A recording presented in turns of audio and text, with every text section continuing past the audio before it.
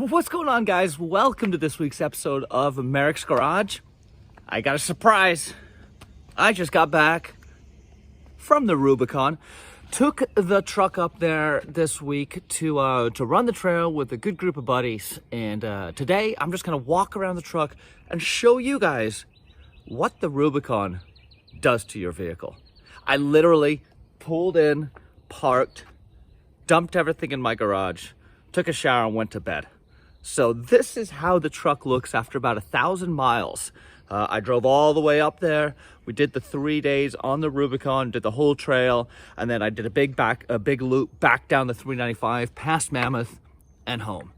It was a great time. The truck did fantastic. The only issues I ran into were a little bit of transmission heat issues, which I think were more in my head than anything to do with it actually malfunctioning, and a little bit of body damage, which is on me. But anyway, enough talking. Let's walk through. I'll show you what it looks like. So this will give you guys an idea of what the Rubicon really can do. Now, this isn't how everyone's truck looks. I had some fun, found some mud holes, things like that, and I made some dumb mistakes and got a couple of dents, but those will be fixed. So enough talking, let's jump in. So there was a little bit of mud up on the Rubicon this year due to the late winter they'd had, and so that brought a different element that I hadn't seen before. Slippery rocks, mud in places you wouldn't expect, some water crossings up to about 2 feet deep actually. So got a nice little patina of mud. The hood, the wrap is not doing well. I think the heat from the engine is destroying it. So yeah, ignore the damage on the hood. That's just from heat. But I've got a really nice patina. It looks really good with all this mud on here. So let's start walking down the side, and you can see little ding right here. That's unfortunate, but really not that big of a deal. This side did not take much damage this year, which is not usually the case. The rock sliders, though, they have been taking abuse. Let's just put it like that. You can see, you can see here some of the dents and dings and that big old crease in it. And nothing new along these sides. The bumpers, once again, did a lot of work. This one got bent up, I think, it looks like it. The rear bumper did great. My license plate got smashed, but I smashed it back into shape. And looking around, nothing. I took out a tail light. This happened backing off an obstacle, and you can see right here is where it hit. A little bit of rock damage up here. I can just fix that with some wrap. Moving down. This is where I took most of the damage. This just got hung up on a rock. Once again, that will get pounded out in new wrap. Same thing here. A little bit of wrap and some cleanup work. Yeah. So there was a section that I slid off of the rock, and that's what led to this damage right there. I was wedged, and when the tire slid down off of the V-notch that I was on, that's when I engaged with the wall, unfortunately. Tires are looking great. I do have a big gash that I just discovered in there. I'm gonna look into that more, but I'm happy with these Coopers, man. They fold really well. They're holding their tread great. They've probably got a couple thousand miles on them now of John Bull and Hammers, and now the Rubicon and lots of freeway. And they still look great. Procomp beadlocks gave me 0 issues. And yeah, no leaks, no drips, no loss of fluid. What else do we got here? So let's take a look underneath. Yeah.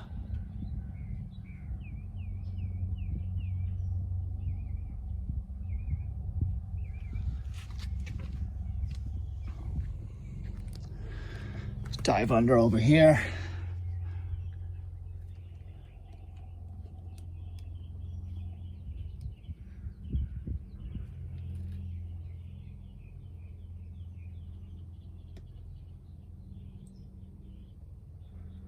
Take a look up front underneath.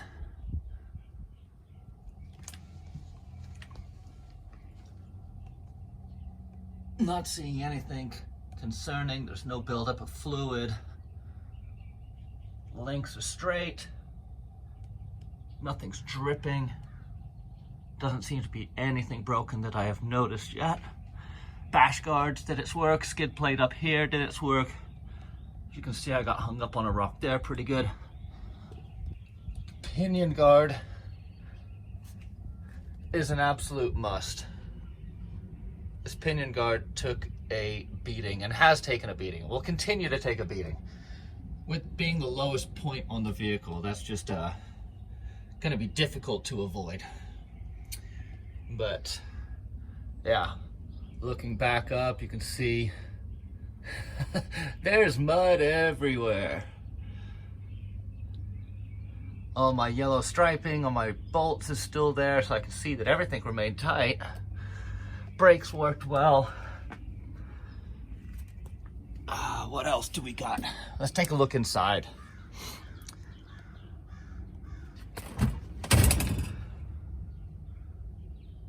A little dusty, dirty, but looks like it's been having some fun. So this is how a truck should look. I know you guys haven't seen the new roof on yet. I've still got to finish up that video, so it is not completely finished, but it does have glass in there.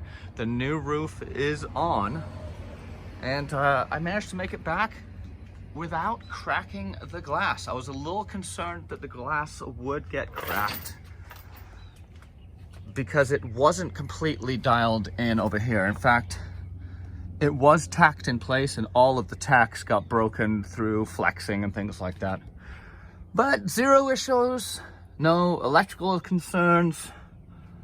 The truck did fantastic. Yeah. Let me put the camera down. We'll pop the hood and take a look underneath real quick. Happy to see that everything looks good in here. Everything looks tight. Everything is still paint marked. I did burp a little bit of fluid, which was to be expected with the overheating that I experienced with my power steering. I need to add a cooler for the power steering. Right now, that's my cooler for my power steering. It just doesn't get enough airflow to really cool effectively. And yeah, everything looks good under here. Mud got everywhere, but that's to be expected. Ooh, almost lost my cover here. Let's fix that guy real quick. There we go. Yeah. Jumping down. Let's take a look and see how the front did. Looks good. Now, I am gonna get a new tie rod. This tie rod has been bent many times, and now it is bent in a couple of different directions. And I think it's, I know it's affected my alignment. I'm getting a pretty decent shimmy on the freeway that will need to be fixed. Steering did great, even though it overheated. You can see a little bit of the fluid that's been splattered. That I'm pretty sure is all power steering. Just to overheating issues. Rubbing, let's see what rubbing we got. The only rubbing I'm really getting is down in here from the tire. So inside on the liner, fine with that. I did have some pretty good rubbing, and it actually put some slices in the tire. So I cut this all back with my angle grinder while we're up at Loon Lake on the first day, which meant that I didn't have any more damage, which was really, really cool. I'm always getting that little wipe right there on the inside from Flex. But once again, everything's working the way it should.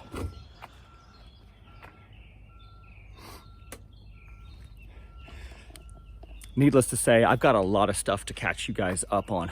I got the roof on, I've put a new steering wheel and disconnect on, I fixed a bunch of electrical, I've done a lot of fabrication work on the cage that we haven't got into yet. I've been really busy. And then this trip came up and I jumped at it and rallied up there. So this is what the Rubicon does to your truck. Not much. We lived out of this thing for 4 days, put a ton of miles on it, beat it, got it up some gnarly obstacles, and got a lot of footage for you guys, which I can't wait to share. So I'm gonna go drop this on and upload it for you guys to check it out. If you do want to see the Rubicon video from last year, go ahead and look up here. I've got all the videos from, I did 3 videos for that trip. So if you want to see a Rubicon trip, if you're jonesing for one, it's up there. And we'll be back soon with more updates and details on the roof install, on the cage work, and all the other little things I've done. But I hope this helps you guys. I hope this gives you guys some insight into what the Rubicon does to your truck. But get out there and get after it. Adventure's waiting for you guys. You just need to go make it happen. Merricks Garage.